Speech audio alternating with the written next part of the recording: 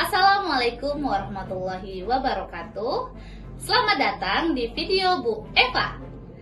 Perkenalkan, nama Ibu Eva Linda. Ibu mengajar di mata pelajaran Bahasa Indonesia. Baiklah, kali ini Ibu akan memberikan materi tentang mengungkapkan kritik lewat senyuman, yaitu teks anekdot. Sebelumnya, Ibu akan memberikan pertanyaan pemantik dan menyebutkan tujuan pembelajaran atau TP kita pada kali ini. Pertanyaan pemantik yang pertama, bagaimana memilih sumber yang dapat dipercaya dalam menyampaikan kritik? Pertanyaan pemantik kedua, bagaimana menyampaikan kritik secara santun dan bertanggung jawab? Nah, adapun tujuan pembelajaran atau TP pada materi ini yaitu memahami informasi berupa gagasan yang akurat dari menyimak berbagai jenis non-fiksi dalam bentuk monolog, misalnya teks anekdot dan teks eksposisi. Yang kedua, mengevaluasi informasi berupa gagasan, pikiran, perasaan, pandangan, arahan, atau pesan yang akurat dari menyimak berbagai jenis teks, non-fiksi dan fiksi dalam bentuk monolog, dialog, dan gelar wicara dari berbagai sumber, misalnya video pembacaan puisi dalam tautan YouTube.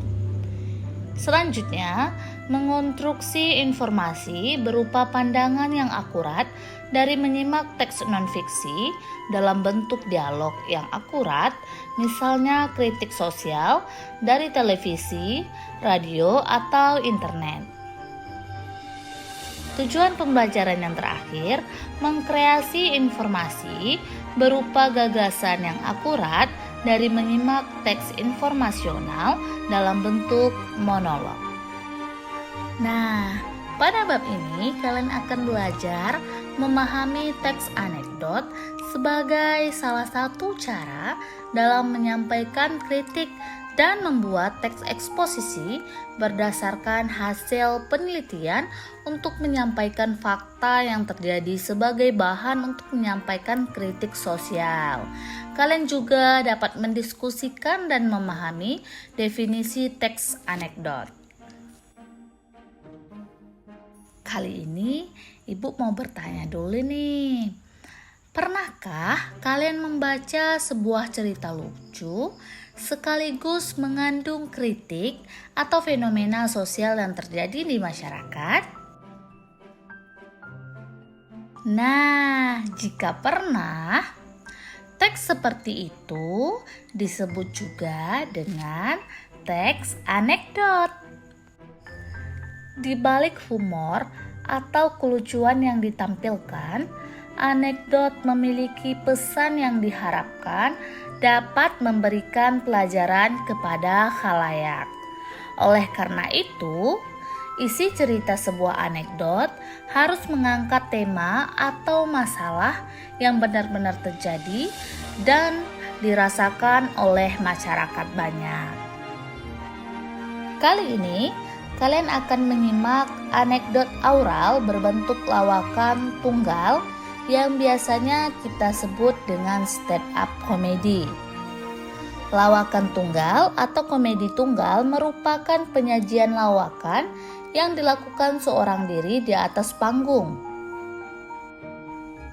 Sekarang, simaklah dengan saksama lawakan tunggal dari cuplikan video berikut ini. Mantap. Perkenalkan ya, saya Didi. Di sini ada kuli bangunan. Berarti saya satu-satunya ya di sini. Gila. Oke, ngomong-ngomong soal liburan ya.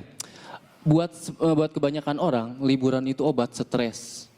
Tapi buat saya malah bikin stres. Datang liburan, orang-orang mah sibuk nyiapin rencana mau liburan kemana. Saya mah malah sibuk nyari alasan. Anak saya minta liburan, Pak pengen ke Dufan. Nah, Jakarta banjir. Ya udah Pak, ke Tangkuban Perahu. Nah, perahunya bocor. Bilang aja Bapak nggak punya uang. Cerdas.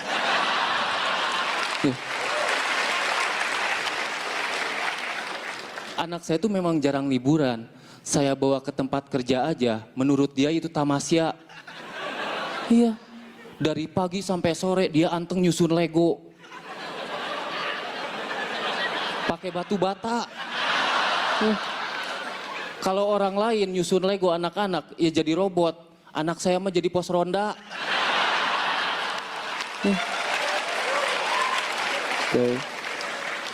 Pulang ke rumah ditanya sama istri saya, gimana nak seru main sama bapak? Mantap mah. Pokoknya udah gede aku mau jadi kuli bangunan. Hei, masa perempuan jadi kuli bangunan? Nggak apa-apa mah, emansipasi.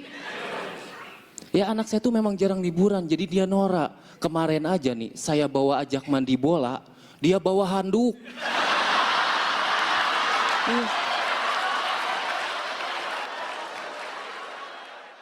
Dari video tersebut, suatu anekdot dibentuk oleh beberapa struktur, yaitu orientasi, komplikasi, dan evaluasi.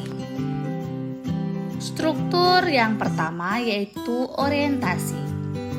Orientasi adalah bagian anekdot yang berisi pengenalan kondisi atau karakter tokoh, penggambaran hal-hal terkait dengan apa, kapan, di mana, siapa, mengapa, bagaimana, dan gambaran tentang masalah yang akan dihadapi tokoh.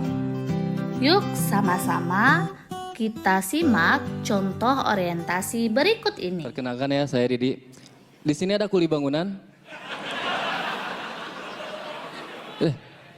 Berarti saya satu-satunya ya di sini. Gila. Oke, ngomong-ngomong soal liburan ya. Buat kebanyakan orang, liburan itu obat stres. Tapi buat saya malah bikin stres. Datang liburan, orang-orang mah sibuk nyiapin rencana mau liburan kemana. Saya mah malah sibuk nyari alasan. Kita masuk ke struktur yang kedua, yaitu ada komplikasi. Komplikasi berisi masalah yang dihadapi tokoh. Pada bagian ini, penulis menyampaikan puncak cerita yang mengundang tawa sekaligus kritikan terhadap topik yang diangkat. Bagian ini disebut juga dengan krisis dan reaksi. Krisis atau komplikasi merupakan bagian yang berisi kekonyolan yang menggelitik dan mengundang tawa. Tanggapan atau respon atas krisis yang dinyatakan sebelumnya disebut sebagai reaksi. Reaksi dapat berupa sikap mencela atau menertawakan. Kita masuk ke contoh komplikasi. Anak saya minta liburan, Pak pengen ke Dufan. Nah, Jakarta banjir.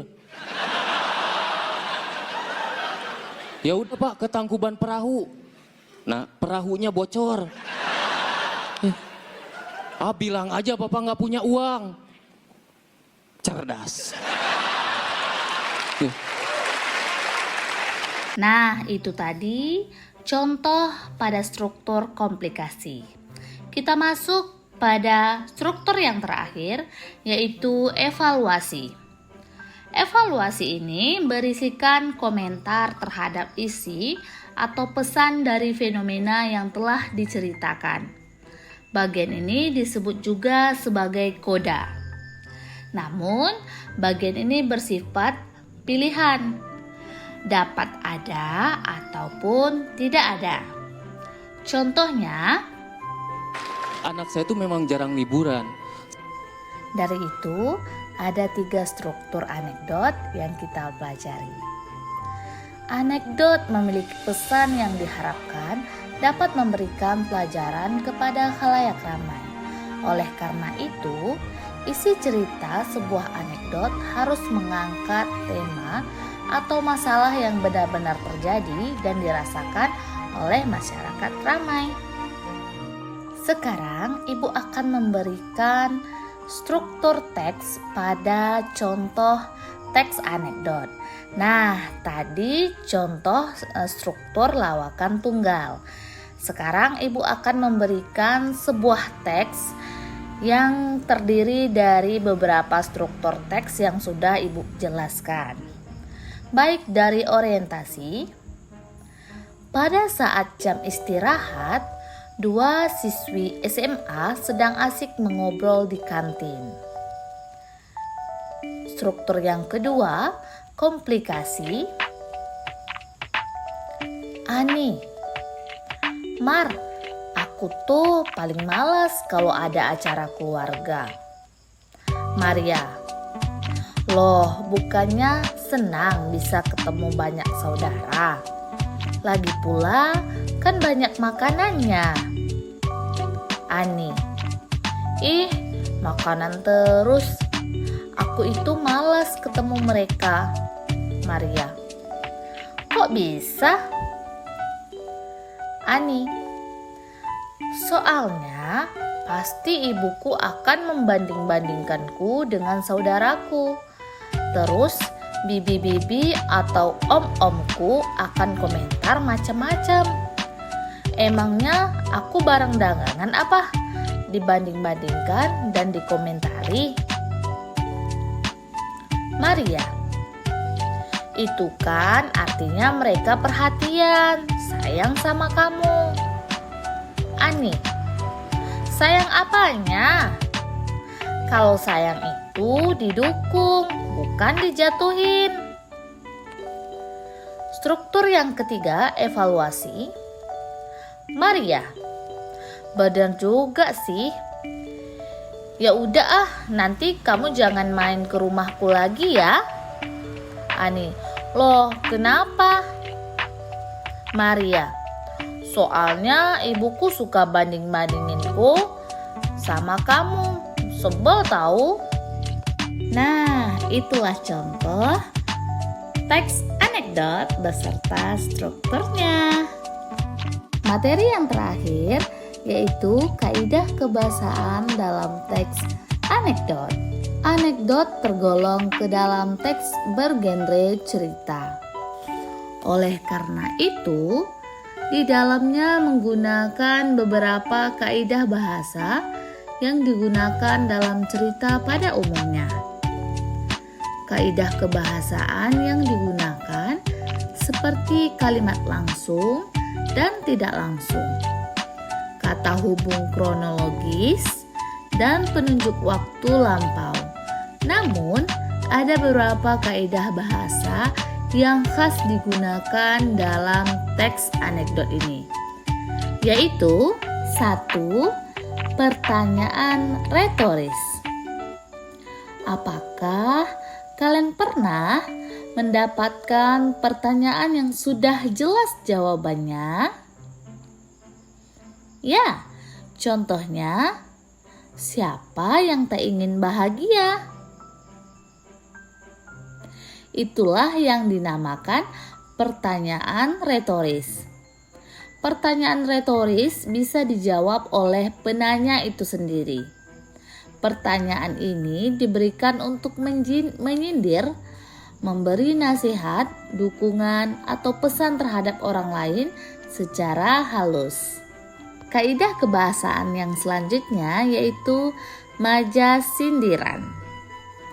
Majas sindiran merupakan kelompok majas yang mengungkapkan maksud atau gagasan dengan cara menyindir guna meningkatkan kesan dan makna kata terhadap pembaca. Majas sindiran terdiri dari 3 macam, yaitu ironi, sinisme, dan sarkasme.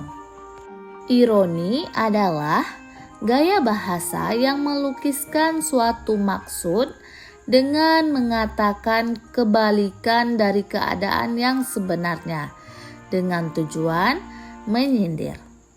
Contoh, harga kedelai murah sekali, sampai pabrik tahu dan tempe tutup karenanya.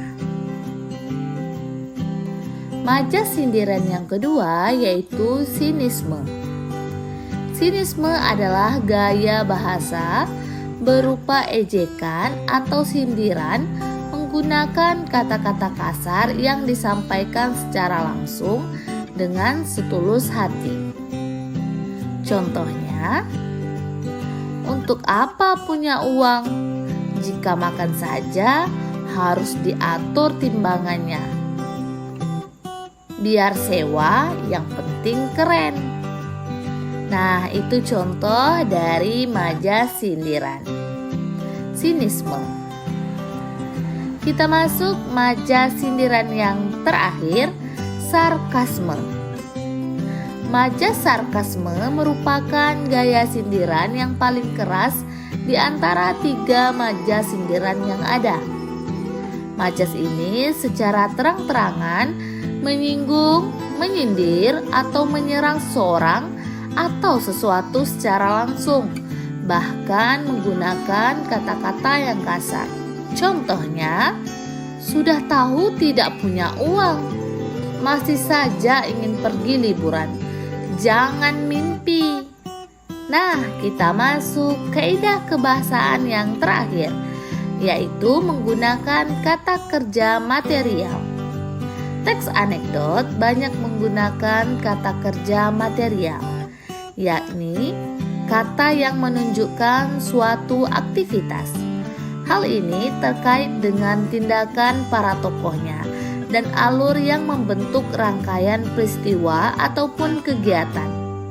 Contoh, tatkala melintasi jembatan kecil itu, tiba-tiba orang yang suku Kluet melihat seekor ikan lele di antara bekas orang Siomiukrip. Karena kaget, dia langsung berteriak, "Itu!" Nah, kata melintasi dan berteriak adalah kata kerja material. Kata kerja ini kata yang menunjukkan suatu aktivitas yang sedang dilakukan. Nah, sekian dulu materi dari e-book tentang teks anekdot. Semoga materi ini bermanfaat buat kalian semua. Terima kasih sudah menonton video ini. Assalamualaikum warahmatullahi wabarakatuh.